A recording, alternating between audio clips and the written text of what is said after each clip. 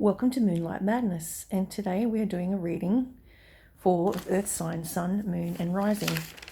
This is a new setup for me. I don't have a computer at the moment, so I'm using my son's phone. I'm doing a reading for Earth signs, Sun, Moon and Rising, and this is for January 2022. And we've got the first one here is the Four of Swords. The deck I'm using today is by Doreen Virtue and Radley Valentine. It's called the Fairy Tarot. We're also doing the Enchanted Map by Colette Baron-Reid. And we're doing Wisdom of the Oracle by Colette Baron-Reid. The first card I pulled, which I've got on top of it, is Howlite, which helps with sleep. Some of you might have terrible sleep patterns, insomnia, or just have issues generally with sleep and trying to rest. Or you might be recuperating from a stressful situation, or you may be overwhelmed with too much on your plate, too much responsibility. So it's saying here you need to quiet the mind, rest due to illness. Solutions to health problems will now be overcome and focus on something else. Take steps to diffuse a situation or clear up emotions. Healthy sleep is very critical for a happy life. Shows your body love and it deserves recuperation to occur. Do nothing. Use chamomile tea, lavender baths, and it's also saying that possibly meditation would be good because illumination is the pine needles. It's illuminating what you need to do to take better care of your health. This is a wake-up call. Three of Cups is to do with graduations, birth announcements. It can be to do with choosing your own path, births, friends you cherish, joyful news, celebrate and drop in the ocean, spending time with family and friends, vibrant health, a chosen family. In the past, you have the Ace of Swords, which I've got a crystal here from Rainbow Runner. Clear quartz, and it's to help clear the mind and to download what you need when you're asleep. In those sleeping dreams, I call them astral projections or visions that when you're asleep, they come to you because your mind's at ease. It's talking about in the past, you may have got downloads of future events, brilliant new concepts being objective, overcoming obstacles. Any problems are there to make you stronger. New ideas are inspired and worthy of your time. Have confidence in your own insights and do not second guess yourself. Communicate clearly, concisely, but not coldly. That's the past. The recent past here we've got is the Two of Swords, and it's to do with trying to make a decision. You may have had indecision over your life, what to do with things that were occurring. Maybe you had two jobs to choose. Maybe one made your heart sing and the other one was what your family wanted you to do for a job. It's time to take action. Decision making can be challenging. Intuition will guide you. You're torn between doing the right thing and what someone else wants you to do. See your own needs. Make a choice with confidence.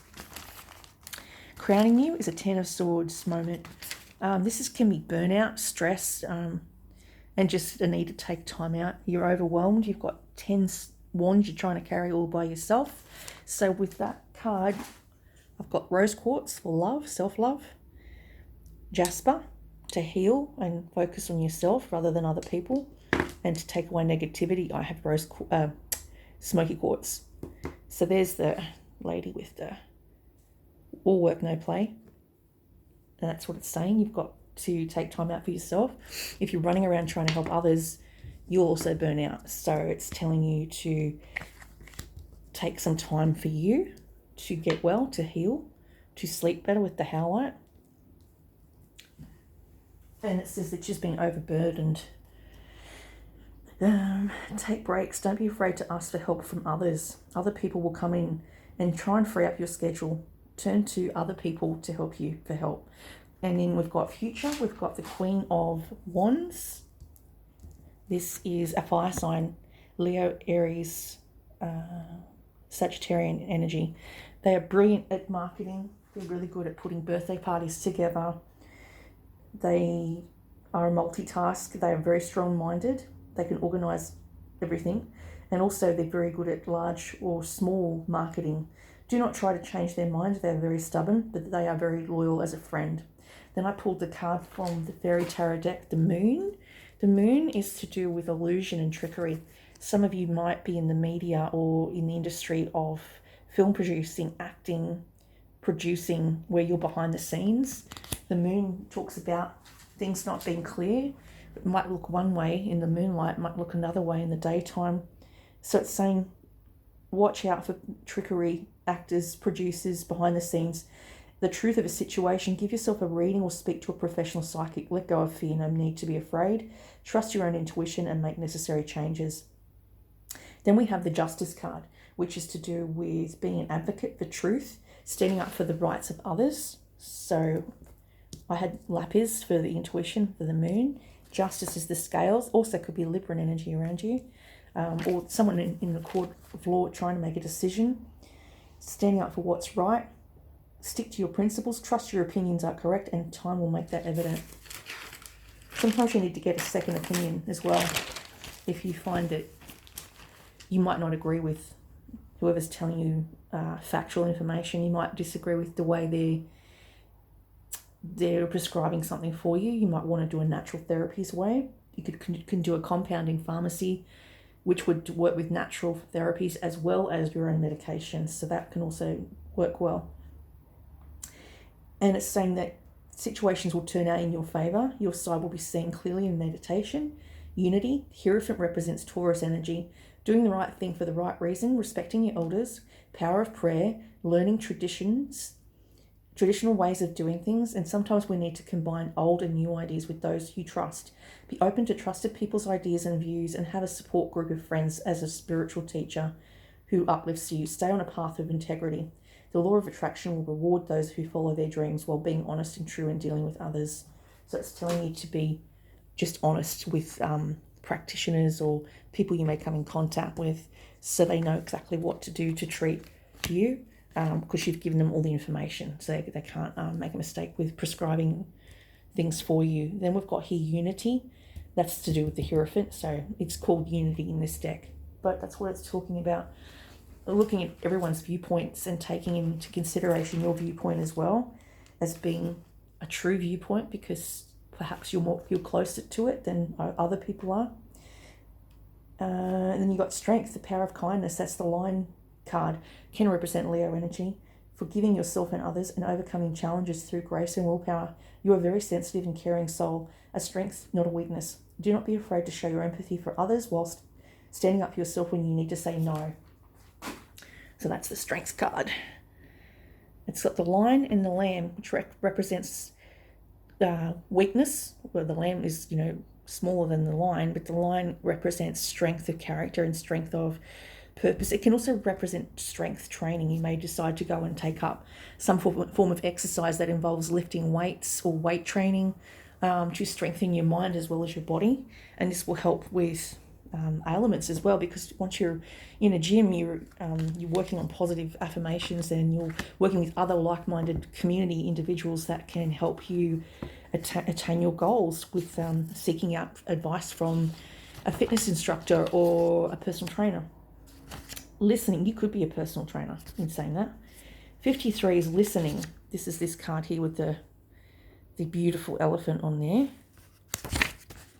Thanks to my son, I have a phone. My phone died. It's been horrendous not having a phone. You don't realise how much you rely on a phone for everything, really. And if you're sick, you need a phone. I've been very unwell. Listening, be an open heart will hear the message. When this card appears, you're being asked to and reminded that there is a time to speak and a time to be silent. Now is an occasion for listening. Pay attention not only to what is being spoken, but also the body language. What is being said at the moment, for a deeper message is not always obvious. Listen with your heart, not just your ears, and you'll find clarity. Receiving the listening card is a fortunate sign and ensures a greater understanding of your circumstances. Then we're going to 23. This is the Golden Palace. So some of you may live in a palace. This is just for a very small demographic of you.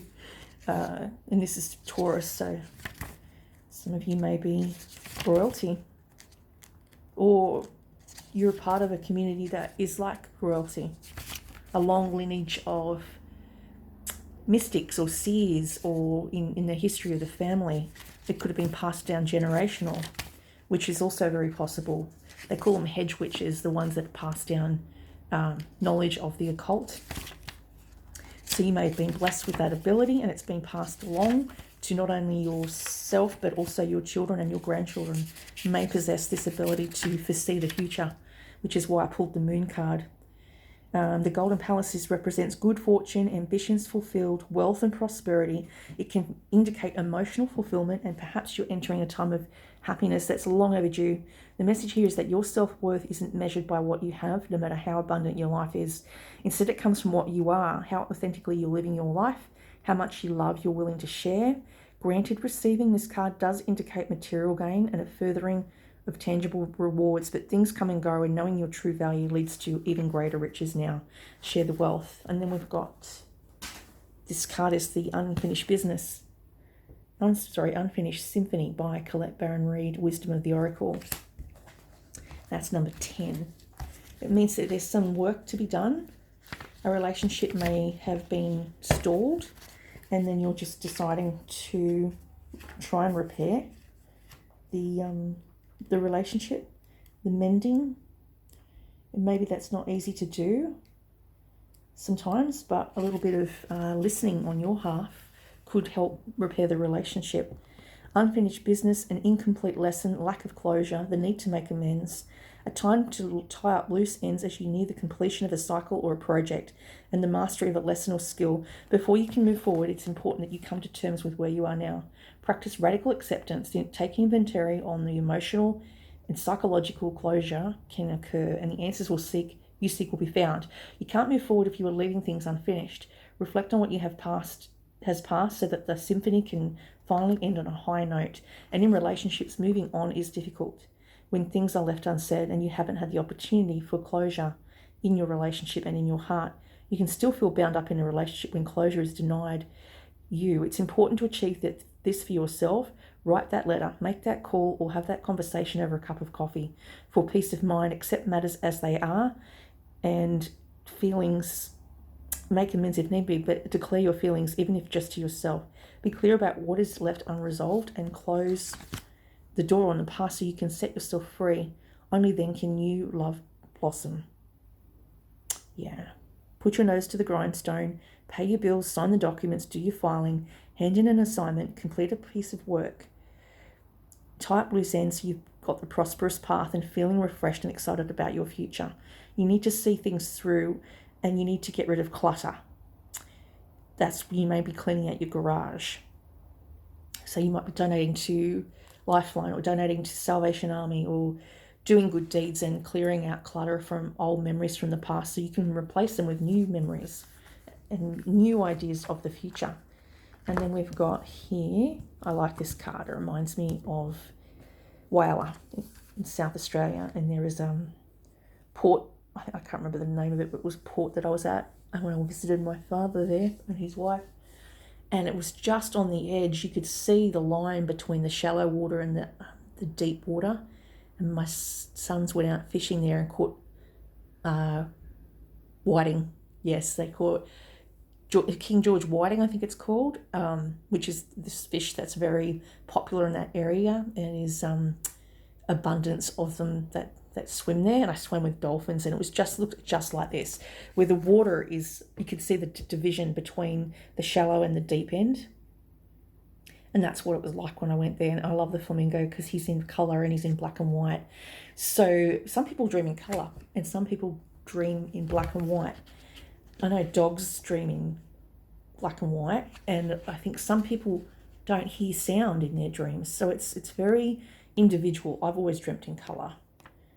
I guess because I'm a very visual person, so my visualisation comes from the colour techniques, and I work with colour because I've done makeup for many years, and art. Transitions, not being quite out of one situation and fully engaged in another. Temporary blindness, no man's land. Between the worlds is where you must go, or let go of the tendency to make assumptions. This is a time when you are unable to see what is ahead. Cultivate curiosity, trust the process of change and growth. You are done learning the lessons of recent experiences in this place between what was and what will be. It's a state of making and unmaking and making again. What is essential now is to admit not knowing. There is a great freedom and power to be unleashed. A mystery that is not yours to understand weaves the web of life within a matrix of consciousness greater than your own thoughts. The seeds that were planted in the past begin to take root, but what surfaces will probably not be what you expect. When you are between the worlds, you are invited to see with the curious eyes of a child, glimpsing a rainbow for the first time. So do so, and you will not be disappointed. This is a time to explore the new energy between you and another. It is not a moment for certainty, but it is there for discovery and curiosity. You don't know if this will last forever, so allow yourself to explore who you are and what is reflected back to you. This relationship is meant to educate you about yourself. What do you need? What do you like or dislike? What values are important to you? You are in a critical phase of your relationship that is not to be dismissed or hurried. In your work, you try things that have worked for others, hoping that you too will be successful. When this symbol appears, it reminds you that sometimes the path to your prosperity is a gamble. Win or lose, you can learn much from what comes of your wager. It's a good time to bet on your skills and talents in new and different arenas. Remain curious, and with the right combination of timing and luck, you will stumble upon something golden that will be unlike anything you've ever known. So maybe a good time to take a lotto ticket out. There's a Powerball, I think, on Saturday. So it's talking about luck. Being at the right time in the right place is another message I'm getting. And I was talking to my son, and I was telling him the new year hasn't even started yet. We're still in 2022 because according to the Chinese calendar, their New Year's Eve will be celebrated on the 19th. And the 19th is the auspicious number. 9 and 1 is 10, new beginnings. And that's the Chinese New Year, I think, goes from the 16th to the 19th. So it's like over a couple of days they celebrate, or a week sometimes I think they do. And that's the Chinese New Year. That's when the new animal comes in to replace the one that's just passed. So we've come from, which is interesting, we're still, like, confirmation, we're still in the year of the tiger, because the tiger is very risky, takes risks. And I'm the tiger, and they act on instinct. The Chinese tiger, walking tiger I am in Chinese astrology, and I've got 4 placements in water, moon, Cancer, Cancer, Pisces, Scorpio. I have a lot of water in my chart, and I'm an Aquarian with a placement in fire as well. So there's a few different elements there that you may be working with. And that's what it's saying, that you've got to maybe harness the energy of the tiger this year. Tauruses, you need to take a risk, jump into the unknown, dip your feet in the worlds between. Dip your feet in, it's like the Temperance card. This is very Sagittarian. And you've got the fire, Queen of Wands there, which is representing fire energy. Temperance is talking about dipping your foot in the past, but also in the future. So being as above, so below is another term I've heard. So I haven't taken my Christmas tree down because I figured it's still, New Year's hasn't happened yet. I will put it away after the 19th. And so that's the energy that I'm feeling. There is apparently a new moon. I think a new moon coming up on the 19th as well. So that's energy of unexpected things like car accidents. Be careful of driving around a full moon. Be careful of breaking anything, like having an accident or being rushed to emergency like I was the other day. Little things that completely left of field, come out of left of field, and something you can't plan for is a tower moment. So if you're a control freak and you all have a tower moment, then that tower moment is meant to put and redirect you back on track to the sort of lifestyle that you need to live, or to change your entire perception and transform what is not working for you. So if your body's telling you it's not coping with whatever you're putting it through or stress you're putting it under, it'll have chuck a fit and you'll end up in the emergency department like I did. I'm guessing I'm working with natural therapies. I really like the idea of using herbs and mixtures and chamomile teas and lavender and things that are naturally able to bring blood pressure down or to bring a situation to calm the mind. So they say inhaling pine needles helps to, what did it say? It can reduce inflammation in the body, and it can rid the body of a virus. So pine needles, I was inhaling all the way through the pandemic. I was doing that with geranium oil. So any microbacterial oil, I put my feet in it every day, and I found that really helped get rid of. I had glandular fever back then as well, and I've got it now as well. So it gets rid of it quicker. It's rest and sleep and flushing out toxins and natural diet and getting rid of salt and sugar and getting rid of those things that we may have had too much of over Christmas, like ham and silver beet, all those salty, fatty pates and dips and wine and cheese and all those heavy laden foods that we may have indulged with. Could be a lot of people could be going through and experience what I'm experiencing, the stress of trying to find money to pay for said items and presents becomes stressful. You might have to see family you don't get along with, and that's stressful. So stress can do a lot of things, and I think people underestimate the power of meditation, walking, drinking water, flushing out toxins. Everyone's probably on these health kicks right now, and I'm guessing find what works for you. I do magnesium. I try to do magnesium every afternoon in a fizzy form. That's another thing. The problem with those magnesium supplements is they've got a lot of salt in them, so it can rise your blood pressure. Things like sweet orange oil, which I wash my hands with. I bought some recently.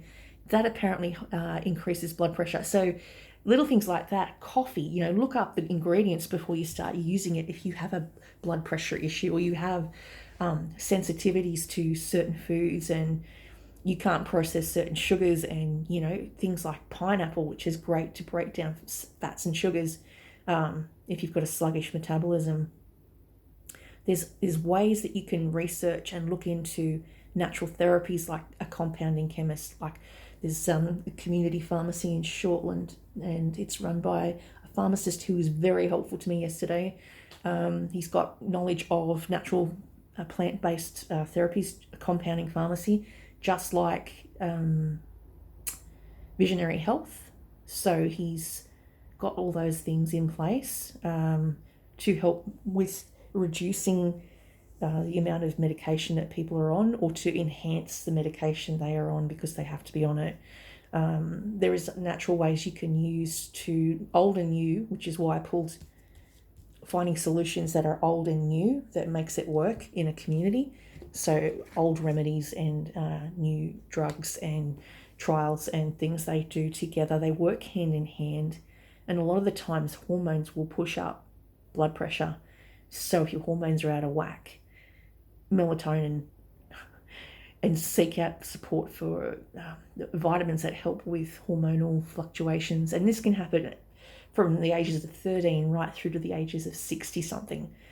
Hormones play a big role in how we adapt to things, and stress can upset our hormonal level, or our hormonal level can upset our stress level. So there's a whole combination of trying to get the right recipe for you, the right sequencing, the right additives, preservatives that you're trying to avoid in order to not have that. And that's all I have for you today for Earth Sign.